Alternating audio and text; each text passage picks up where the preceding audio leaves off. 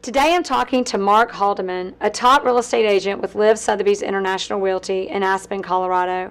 Mark has broken records in luxury real estate in his career, including selling property for a highest square foot price and being one of the first agents to represent a buyer for an auction property. With his typical client being the buyer and owner of trophy properties, rather than a high number of transactions, Mark does a few transactions a year on some of the most expensive properties in the country. Mark's interview shows how integrity and transparency are truly what win trophy property clients.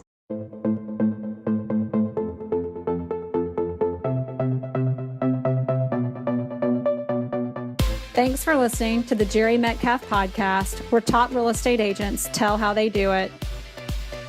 This podcast is to share knowledge for realtors and raise awareness for Give Back Homes, where real estate professionals work together for social good. Jet Centers Aviation, Bentley Atlanta, Legends Global, thank you for your sponsorship. Hey everybody, it's the Jere Metcalf Podcast, where top real estate agents tell how they do it. Today from Aspen, Colorado with Sotheby's International Realty, we have Mark Haldeman, top real estate agent in that market and at Sotheby's. Mark, thank you for being with us today. It's my pleasure. Thanks for having me. I'm anxious to get started and talk to you a little bit. Oh, I'm excited to get started. So everybody, Mark does a lot of really big listings, trophy listings. We're going to talk to him about handling those kinds of clients, how he tapped into the business. And that being said, do tell us how you got into real estate and a little bit about yourself. Actually, I got into real estate by default. I moved to Aspen in 1984, and I was armed with a lot of retail experience. I was a retail clothier back in the day, and I opened up a men's and ladies clothing store in 1984. And in 1994, I had the opportunity to buy the building that housed my operations, which is located right in the central core of downtown Aspen, very limited, very finite commercial market there. So I basically bought the building and bought myself out of a job because I couldn't afford to pay myself rent anymore. As a consequence to that, I thought, well, what else is there? And I thought back and just thought about how much I really enjoyed the process of buying the property, and that morphed itself into a 24-year real estate career, and the rest is, as they say, history. Oh, wow. And so you start your entire career has been in Aspen. Yeah, I've been in Aspen since 1984, so I'm 34 years in Aspen and 24 years in the real estate business. So in that market, I would imagine that there are almost as many people with a real estate license as the number of people that live there. How do you gain your competitive edge and generate a really lucrative and successful business in a market like that? Yeah, you're absolutely right. I think 1 in every 10 people in Aspen has a real estate license. We're a town of 6,500, and I think there's 650 licensed brokers in Aspen, Colorado. So I think one of the keys to success, obviously, is longevity. I think the longer that you're in the business, the more you gain a reputation for success, and in my case, a reputation for integrity. If you say what you do what you say, yeah, you're going to do, things tend to work out for the best. And that's what I've always tried to stand by. I've always tried to stand for integrity, and it hasn't let me down yet. Wow, and I would say not only that, but being in the business, I've only been in the business 14 or 15 years. You find it pays off exponentially. Doing the right thing. You don't think anybody really notices. You just kind of think, well, I'm doing the right thing because I can't not do the right thing. And you look back and you kind of start hearing about yourself, and you start seeing it, like people really do pay attention. There's a reason why it's important. People pay attention and they appreciate it, and it does bring value to what we do. What do you love most about being a real estate agent? Well, I love the freedom, but along with freedom comes that responsibility. I mean, it's pretty easy to kind of come and go as you please, but if you want to be successful in anything, as Lee Trevino said, the harder I work, the luckier I get, and I stand by that mantra. It takes a lot of blood, sweat, and tears, but I also like the ability to reap what I sow. I'm a one-man operation. I don't have an assistant. It's strictly me, myself, and I, and therefore I have no one to blame and no one to share the victories with. So wow. I wouldn't have it any other way. Wow. So you do, well, I would say you probably have, I think every Sotheby's franchise is a little bit different, but at least you've got, because I'm sitting here going like, how do you do it by yourself? I don't do anything by myself, but how do you, I like smarter people everywhere around me all the time.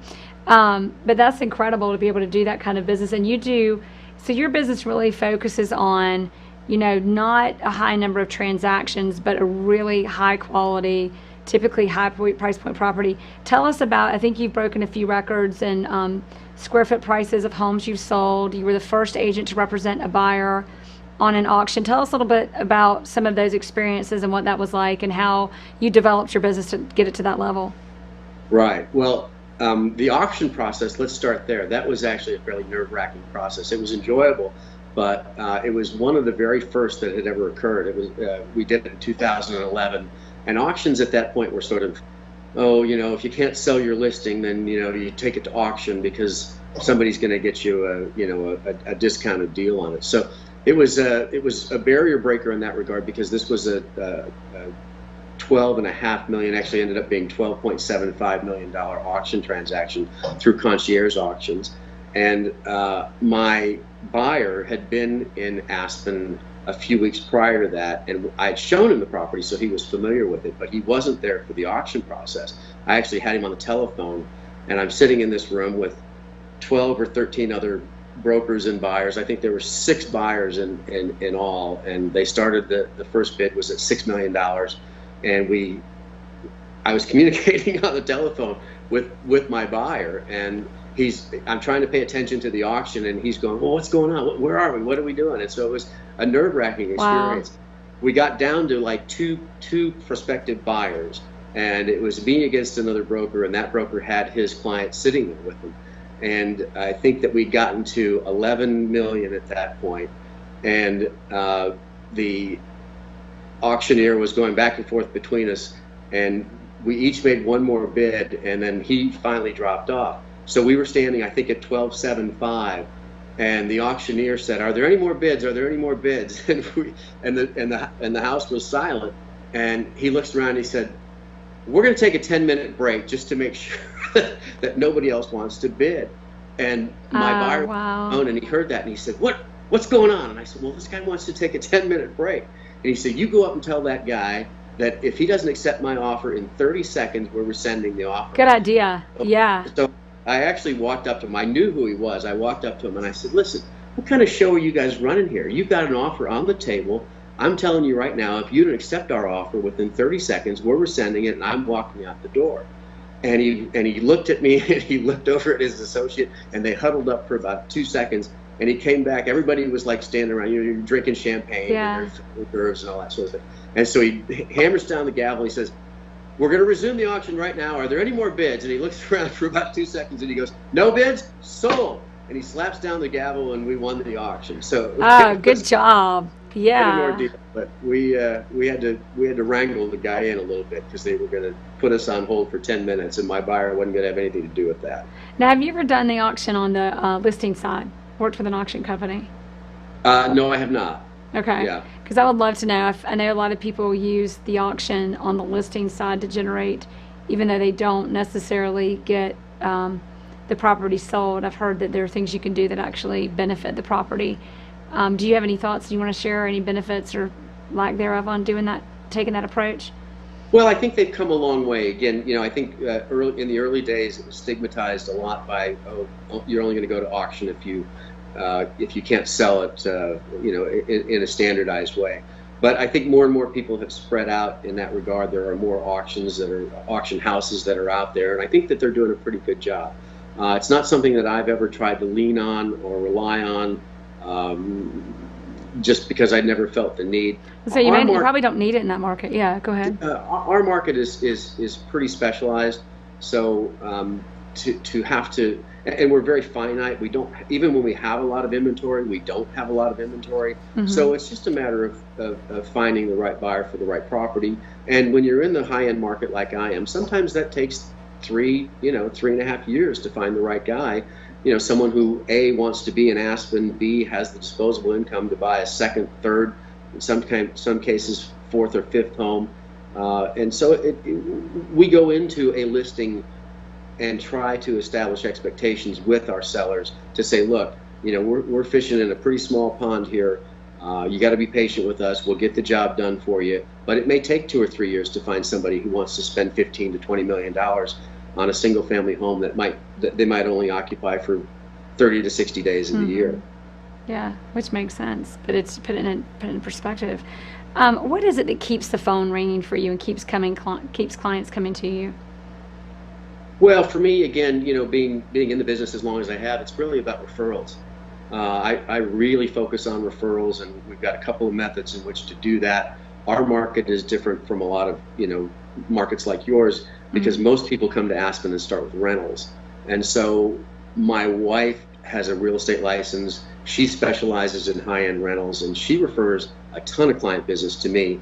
And that is reciprocal, because if they do buy, a lot of times they'll want to rent back their property, and then I refer back to my wife Laura, and she rents their properties out. And that, combined with the fact that I own a property management company in Aspen as well, the idea just being I don't want my buyers to have to go elsewhere for their services in Aspen.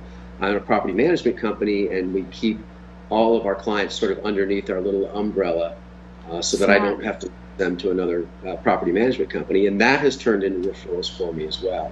So focusing on existing client base, focusing on previous buyers, making sure that I service their needs, and that they don't forget my name when it comes time to refer either their friends or relatives, or even when they want to go up or down in the market. Exactly. Do you have, that's a great platform. I love, focusing on your clients is like the best business development plan ever. But do you have any other marketing that you do on top of that to generate business, or does that take care of itself? I do most standard venues like everyone else would do. I do a lot of internet servicing. I do a lot of local media, print work, and things of that nature. But most of it, really, honestly, comes from referrals.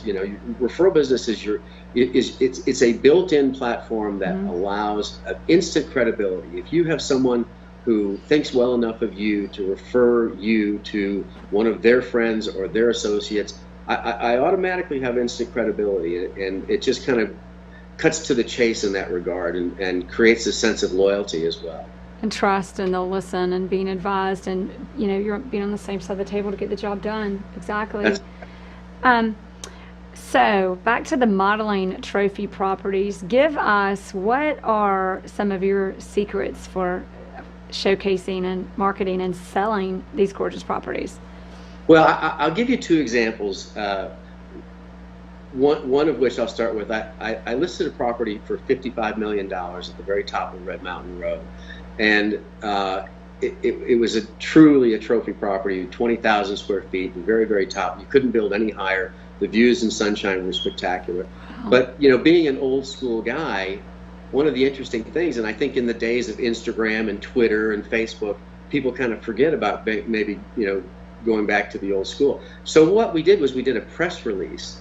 We did a simple press release, and we sent it to the Aspen Times newspaper, which is one of our local newspapers, and it was very simply stated. It was Mark Haldeman of Aspen Snowmass Sotheby's has listed a beautiful home on Red Mountain for $55 million, and they picked it up, and so they did a little spread on it, and it went into their paper, and the Associated Press picked it up after that, and so the Associated Press did another number on that, and it's got spread out throughout. The Denver Post then picked it up, and they did a spread on it, and suddenly I got a call from the local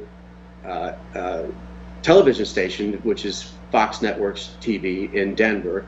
They came up and did an interview. We walked through the house. It went on Denver Public Television, and then MSNBC picked it up, and I ended up on Lifestyles of the Super Rich with Robert Frank, and we did a whole 15-minute spread on that. And the great thing about that is I sold the property probably 4 years ago, but people still come up to me every day and say, "Hey, I saw you on TV last night." Wow, they're still showing that. I think so. We had the fortune of meeting the creator of the show in Miami, who's what was his name? Oh, I have it in my. We've got his name. Maybe he's glad we don't remember because he hates the name of his show. But which I thought was kind of funny. But it's a spectacular show that Dennis Carvajal also. I think he just got released on it. But so literally it came out of one small press release to a local. It was a local paper to another paper close by to a TV show to another TV show that people are still watching today. That's correct. Yeah. I mean, the content of our listings is incredible. The best part about that, it was all free. And all free. Wow. So the second story. Yeah, because it's a press release. Yeah. Yeah, exactly. Due to a press release. The second story involves dealing with our beloved Sotheby's International Realty. I listed a property for $34.5 million. It was a compound on the ridge of Red Mountain. And we did all of the appropriate things. We photographed and we videoed and we sent all of that into Sotheby's, and Sotheby's liked it so much that they put it on their intro page. As you come on to the website, it came onto their intro page. Well, that got picked up by several media outlets, but the most impressive one for me was I ended up in Russia's version of Architectural Digest, and I thought that was really cool. Aww. So if you've never seen your name spelled in Russian, it's a pretty big honor. Pretty cool. Yeah. So how long? When did that happen? Oh gosh, that was in 2012. Wow.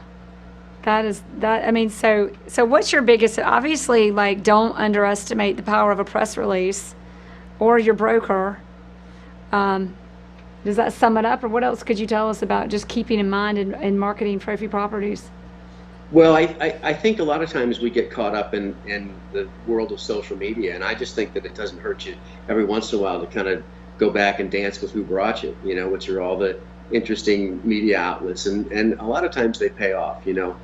They say half your advertising dollars work, you just don't know which half. So it's hard to actually measure that, but I think as long as you're out there swinging for the fences, that's what you've got to do, is just keep advertising and keep advancing, but still remember who brought you there.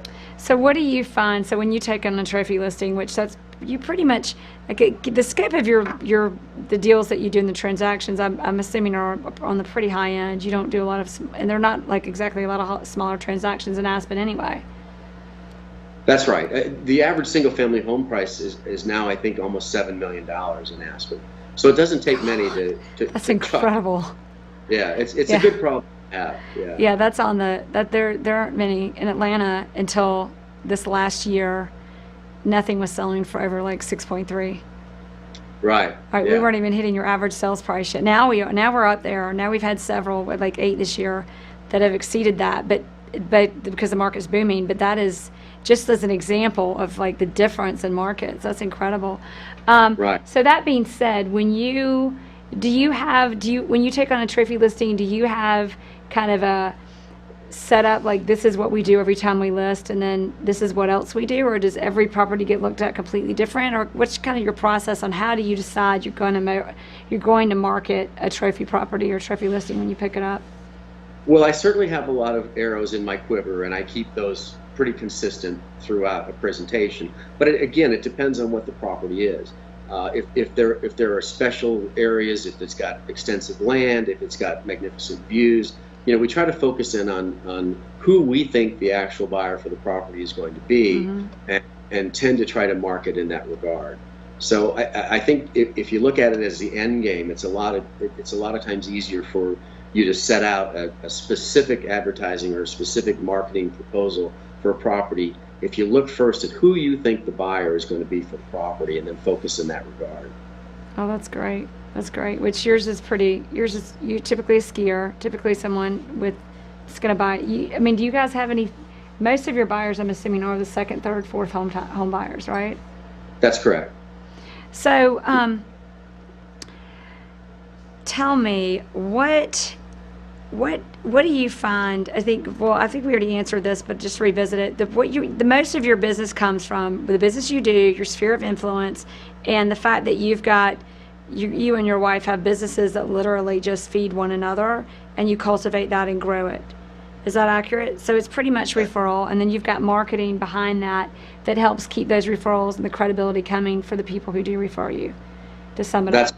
Yeah, that's correct. And it's interesting. It's hard to find really good quality agents in the rental business. And to brag on my wife a little bit, she's extremely diligent. Yeah. So she comes off extremely well, and of course she's my absolute very best cheerleader. So I owe her a lot.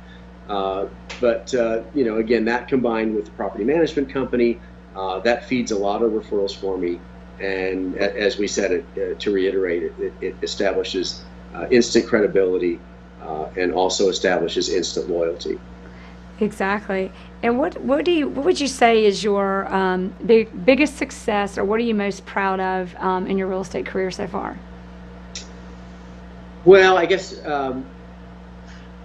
one of the things that I could tell you is that I've sold one client over $55 million worth of real estate in his Aspen tenure. So that involved 4 different properties. We've traded up and we've traded down, but it's pretty cool to have one guy that's done that much business. 55 million. Yeah. And what would you say? Can you give us an example of any transactions or any deals or anything in your career that it kind of looked bad or it was bad, and you turned it around and made it into a great experience, or made a problem turn into an opportunity? Well, I think for every problem, there's an opportunity out there. Good answer. Give us a good. I'd like that answer. And do you have any examples in mind that you can think of? Any exceptional ones? Well, just actually this morning, I told you before we got on, I've been on the phone all morning long. I've got a closing scheduled for this Friday, and we don't do many transactions where buyer and seller actually attend, because these are mostly second, third homeowners. So this particular seller who I represent happens to be unfortunately wheelchair bound, and he has a very difficult time getting around. And we're coming down to the wire here on the closing, and I talked to him yesterday, and I said, well, now here's what's going to have to happen. Now we're going to email you your closing documents, and you're going to have to go out and find a notary, and you got to get it notarized, and then you got to get it back to FedEx, and you got to do this all in time for the closing, otherwise we're going to be in default.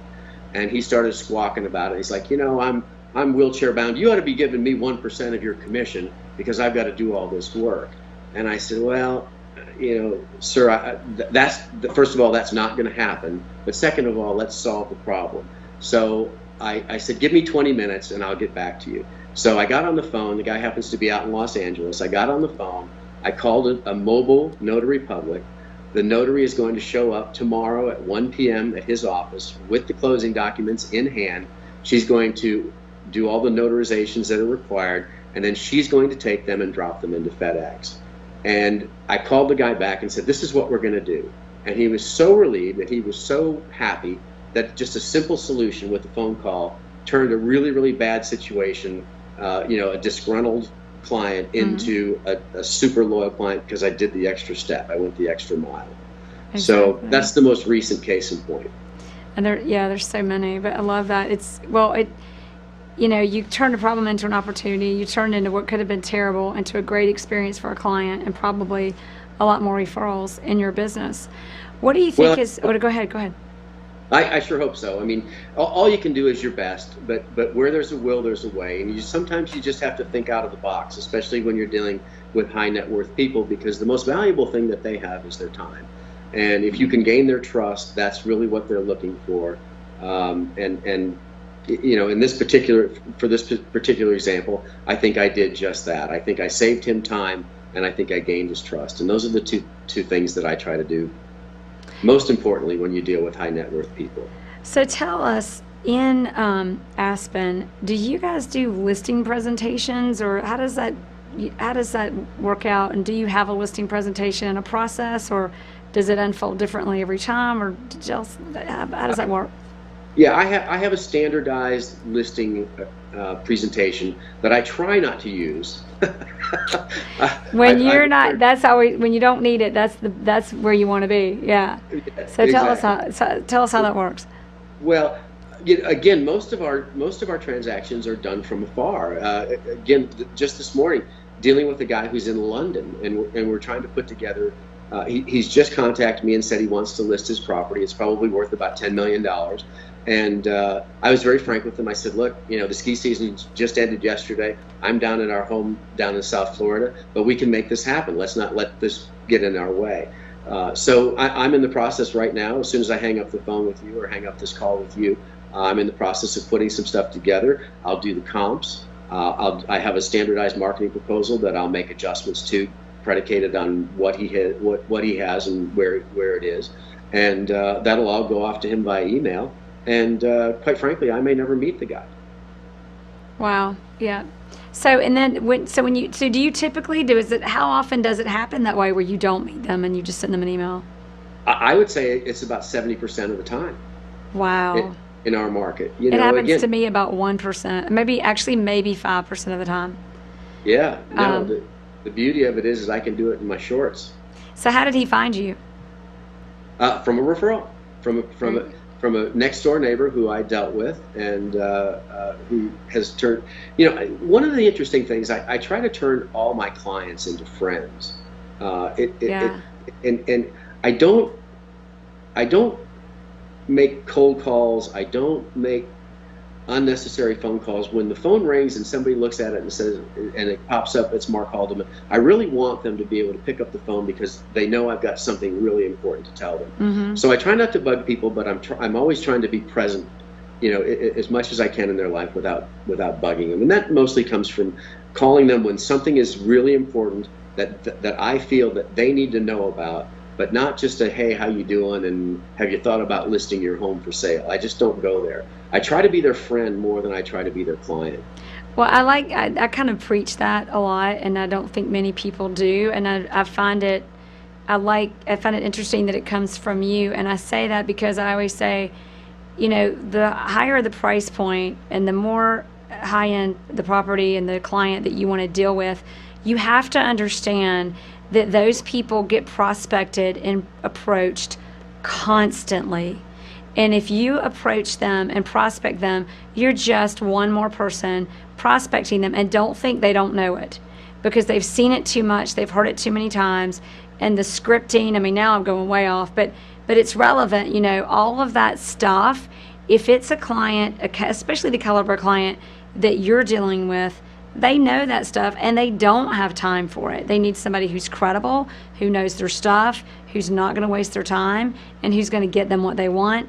End of story. Done. All the other stuff needs to get out of the way. So I love to hear you say that, and I think it is so relevant. That stuff does work, but not the more, the higher the price point, the more luxury the property, the less and less. That is just, and we're not doing ourselves or our industry a favor when we do approach it that way. So everybody had to go on my soapbox, but yeah.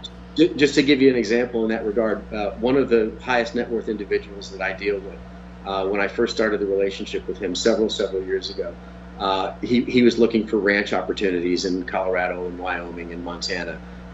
And I kept sending him stuff and calling him up on the phone and saying, hey, I've got this great opportunity. It's a 4,000 acre ranch in Wyoming. And, no. And then I'd call him up again and say, hey, I've got this great opportunity. It's a 10,000 acre ranch in Utah, or whatever the case may be. And finally, after about the fourth time I talked to him, he said, Mark, listen now.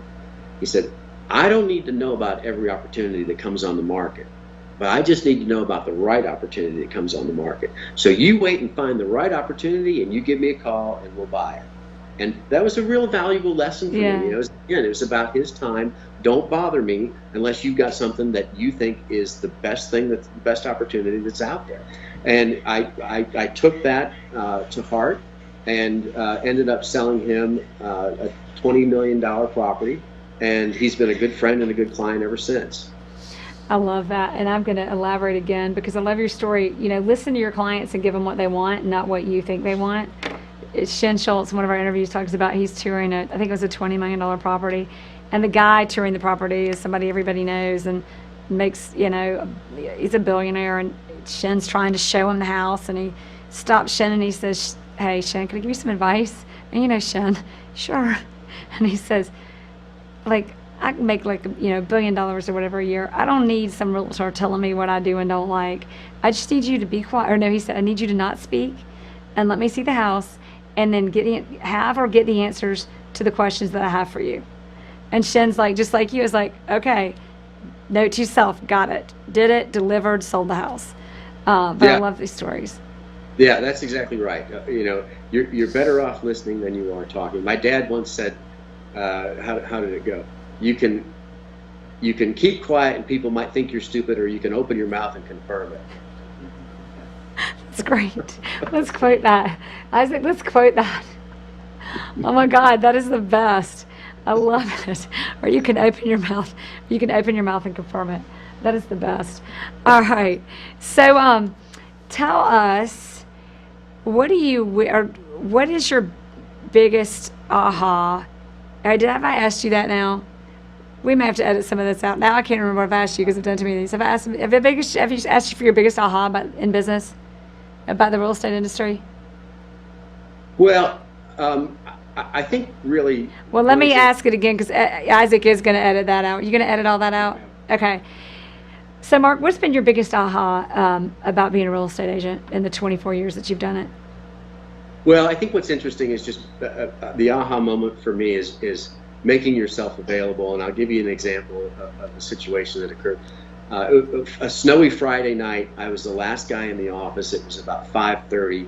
I was just about to turn the lights off, and this couple came walking into the office. I was literally the only person there. And I was like, oh boy, here we go. And so I thought, well, all right, let's polish it up and put on the show. It's showtime. So they came into my office, and we started chatting. And I came to find out that they had owned a fractional interest in Aspen, but they're coming here way more frequently, and they wanted to buy a property that they could come and go at as they so desired. And so I said, that's fine. Let's go out and take a look at some stuff. We went out for literally a half a day. We found a $5 million penthouse apartment that they bought and closed on it in 21 days. And 60 days later, they came back to me and said, you know what, Mark, we love this place, but it's still not big enough for us. Huh. And I said, okay, well, let's go look again. So we went looking again, and a half a day later, we found a penthouse apartment that was about 5,000 square feet. It was listed for $13.2 million. They bought that property. They ensuingly gave me the listing on the property that I had sold them. And so that translated into about $23 million worth of sales just by making myself available to a client who came in at the very last second.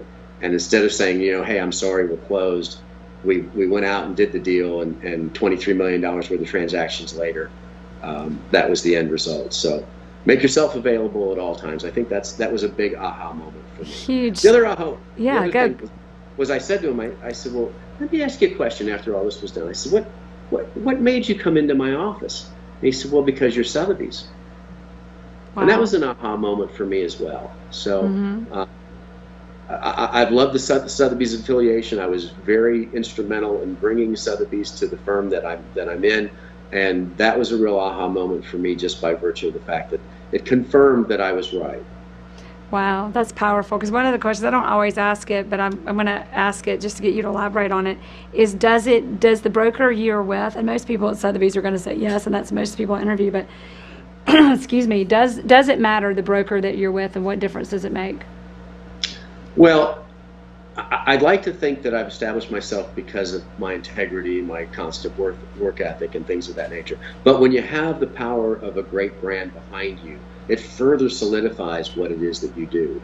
And so I'm a Sotheby's guy from start to finish, and I'm proud of it. And it has definitely made a difference in a lot of my transactions, especially in the listing side. But again, it's about that credibility factor. Exactly. When you've got so many brokers in Aspen trying to, your bartender, your ski instructor, your babysitter, they all have real estate licenses. It makes a big difference to have that type of credibility behind you. Yeah, exactly. No, I mean, that is so true, and just makes me think about in our business, there's not only, for me, it was funny, I was always perceived as people always said before I sold high-end properties that I sold high-end properties. I was like, Well, I don't, but there must be something about me that makes you think that. But my point was, I did go in. So my point was, I didn't always sell high-end properties. I joined Sotheby's because I was kind of finding my way into that market. But in addition to that, it doesn't, whether it's Sotheby's or whatever it is you're doing and you want to be, you need to align yourself with other people in a system that supports that. And Sotheby's does support. I found when I moved to Sotheby's, because I was around different brokers and different kinds of brokers, I didn't necessarily make a conscious decision to do things differently. You just kind of do. And then the next thing you know, you look back and you're like, okay, I can remember when, transactions that, are just typical and normal for me now were a huge deal. And all I did was I really started doing business and aligning myself with different people and doing things a different way because it would fit the vision that I had for my business. But just elaborating on what you said, I really appreciate that. So what is your cereal? Obviously, I've got this hoarse throat thing going, but what is it? Where do you find you get, you do a lot of business, you're a top agent, but you manage to maintain a balance, and you talk about being available, and you are available even now, but you still manage to, be able to spend time in Florida, be able to do it yourself without having to hire too many people, which everybody has a different model. And that's not, I'm not asking why you don't do and don't hire people, but how do you set your boundaries and keep that balance in your life? Well, I've worked 24 years to do that, so it hasn't come without sacrifice. It hasn't come without blood, sweat, and tears. But as this year I've just turned 60, and I've just decided that I only really want to work with people who really appreciate what I do for them. So somebody who wants me to discount my commission, I don't even have that conversation anymore. That's just not somebody that I want to work with any longer. And I've established myself. I've acquired enough security to be able to do that. So it's not something that a new broker can do, and it's certainly not something that I would advocate. But after 24 years in the business, I think I'm entitled. And so the consequence of that is just to say, look, if you want my services, I'm here. You're going to get 100% of me 100% of the time. Doesn't matter where I am or what I'm doing. In this day and age, especially in our market, which again is a specialty market, and it's a second homeowner market, it's easier for me to get away. It's easier for me to balance my life as long as I've got my cell phone in my left pocket, and that's all it really needs to be done. And you know what? No matter where I am in this world, if I need to be back in Aspen tomorrow, I can be. And I don't hesitate to do that as long as it's someone who appreciates what I do for them and values what I bring to the table. Exactly. I love that. And I like your answer because I find that the agents who are, I'll be careful how I say this, but I find there's a lot of speak about you've got to set your hours and tell people no and tell people I'm only available at these certain times. And I find that anytime I see that advice, it's typically coming from either not a high-end transaction business or model, or it's coming from a perspective that hasn't gotten to the top yet and realized that's not the answer. But on the flip side, it is, which I think is a little bit of what you do. You have the experience, you have the value that people do hire you and they do want to work with you, and you do get a little bit of leeway. But on the same end of that, you have the work ethic and the ability to know when to be present and when not, and when your value is there and when and how to deliver it, so that you do have some balance in your life. Does that kind of restate what you said? Because that's the answer I'm hearing in what you said about how you do it. Yeah, I think that's absolutely the answer. It's a matter, and it's also about setting expectations. Let's talk about that for a second, because I set expectations early on in my relationship. I had a guy yesterday contact me about listing his place for sale, and I said to him, look, today's the last day of the ski season, and I'm sorry, but I'm going on vacation. But here's what we're going to do. This is how we're going to handle it. People hire people who can solve their problems for them. They don't want somebody to say, well, I don't know, I'm not going to be around. It's like, hey, I'm not there, but this is what we're going to do. This is how we're going to handle the matter. And all they want to do is hear that and get some direction, because that's what they're hiring you for. Anybody who wants to hire a real estate broker is looking for their expertise. Not, well, I don't know how to handle this. It's about, this is how we're going to handle it. And as long as you take that approach with people, I think it's appreciative. And you know what? We're entitled to a life. Yeah. We absolutely are entitled to a life. Just set the standards, set the expectation going into the deal. And people come to appreciate that. Exactly. I think when you try to sneak around and pretend that, oh, I'm not really out of town, or I'm not here, I'm not there, those are the kind of people that will come to bite them. Yeah, and bite you in the rear end at the end of the day. I've just found being upfront, being honest. Look, this is where I'm going to be, but the only difference is when I'm down here, I'm working in my shorts and my flip-flops as opposed to jeans and a sweater in Aspen. But I'm still working, and I'll be here to answer the phone anytime you need it. And then people appreciate that. Well, it's transparent, it's honest, and it presents value that you don't have to sneak around to hope that you keep the business, because your value's there, and that's Right. what they're hiring you for, not to sneak around and maybe fulfill unfulfillable expectations that have nothing to do with actually accomplishing getting the client what they want. Right. What would you see? You mentioned earlier keeping that cell phone in your hip pocket, which we all do. So that always gets rolled out as your favorite tool in real estate. So other than that, your cell phone, what do you think is, or what have you found to be your most efficient or most productive tool in keeping your real estate business successful and going? I'll go back to answer that by saying my integrity. Yeah. My integrity is paramount, especially when you're dealing with high net worth individuals. And I had to lean on your producer Isaac just to get myself on Skype this morning, because I just don't do that kind of stuff. Well, and you're not the only one, right? So for me, it's not really about tools.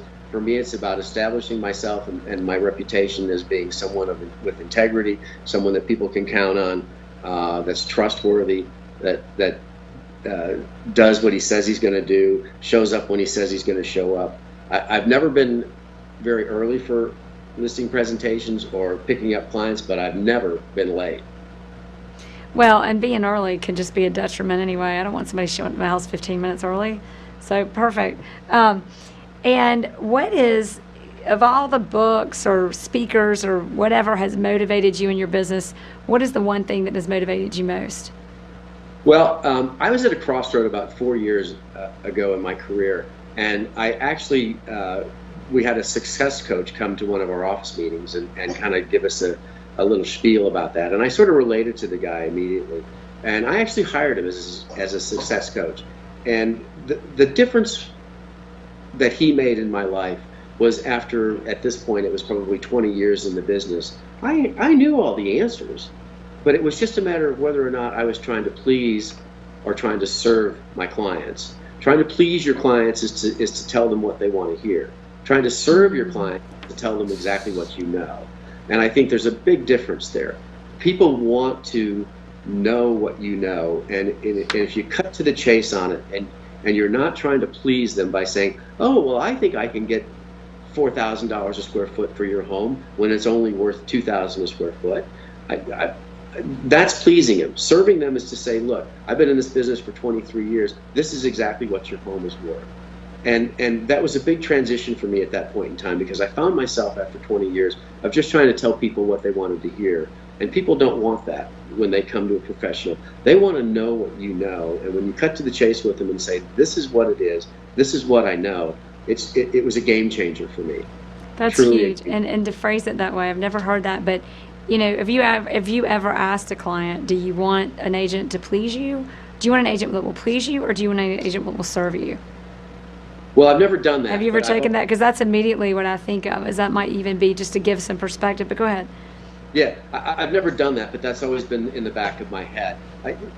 When I go into something, I have an automatic game plan. And in fact, if I do go to a listing presentation in person, a day or two beforehand, I will send out an email that says, basically, thank you for allowing me to have this listing presentation. This is how the next hour of our time is going to go. And I established that right off the bat. So I'm going to come into your house. You're going to give me the tour. You're going to tell me everything that you like about what your property and why it is that you bought it. Then we're going to sit down and we're going to go through the comps. Then we're going to have a discussion about what you think the property is worth. and then I'll tell you whether or not I'm willing to take it on as a listing. Do you say it like that? I'll tell you whether or not I'm willing to take it on? Yeah. Now, do you ever, well, finish, I think you were finishing, and then I have another question. Well, the point is that I've already established myself as the guy that's in charge. And, a lot of people think they know about real estate, but do it for 23 years and then you'll know a lot about real estate. And so when I establish myself as the guy who's taking charge of the meeting and taking charge of the presentation, it's almost fail-safe. Every time it puts me as the central figure and me in control, and I've never lost a listing. I can tell you I've never lost a listing when I've taken that approach. Well, and another thing about your approach, you didn't point it out, but I'm sure you're aware of it, is you talked about you're going to take me around the property. A lot of agents I've heard, I'm going to, give you a tour. I'm going to go around the property. You're making it about them. They're going to tell you. I'm not going to tell you anything. You're going to tell me first. It's like when you go to the doctor. I need to know what's hurting. I need to know what's going on. I need you to tell me what's going on to be able to help you. And you're doing the same thing. And never once in there did I hear you talk about how I'm going to tell you about me. Because I would venture to say one of two things. They ought to already know about you when they get there, and that will come about. Or how do you handle that? I think there's a lot of, in our listing appointments, we forget that everything's not about us, and we go into these appointments wanting to talk about ourselves, but it's not about us. That's not what they're, they need to know we're good, but, that's not what's first on their mind. Right. Yeah, I'm hoping in a small community like ours, with 23 years of real estate experience, that they kind of know about you. Yeah. Somehow precedes me, and I'm hoping that reputation is good. Well, I would even say to our listeners, even when you're not, it needs to be about them first. Right. Yeah, absolutely. I couldn't agree with you more. And they're going to care about who you are once you know how much. Once they first need to know how much you care. What else are you going to add to that? No, I think that's the bottom line. I think that's the direction in which all of us should go when it comes to a listing presentation. Mm-hmm. It's really not about us. It's about what we can do for them, but it's not about us. Exactly. If you establish that and you do that up front, I think you're better off. Exactly. Well said. So we're going to wrap this up with one last question, kind of my favorite. If there's one thing that you would want us to get out of this interview, listening to you, what is that one thing you would have it? What would you have that be? Again, I fall back to my standardized question. It's really about establishing yourself with trust and integrity in your respective market. That to me is the paramount matter with respect to our industry. People are going to turn over their keys to their home to you. It's probably, in most cases, certainly in my case, probably some of the most valuable asset that they have. And they're going to allow you to wander free. They're going to give you the security codes. They're going to let you do your thing. And I think that you have to establish trust and integrity in this business. And in 23 years, it's just never let me down. I have always tried to have the most integrity every day that I show up. It's about integrity and it's about trust. And I think if you do that, you're ahead of the game. Thank you. That was a good statement to finish on. Mark, it's good having you on the show. Thanks for everything.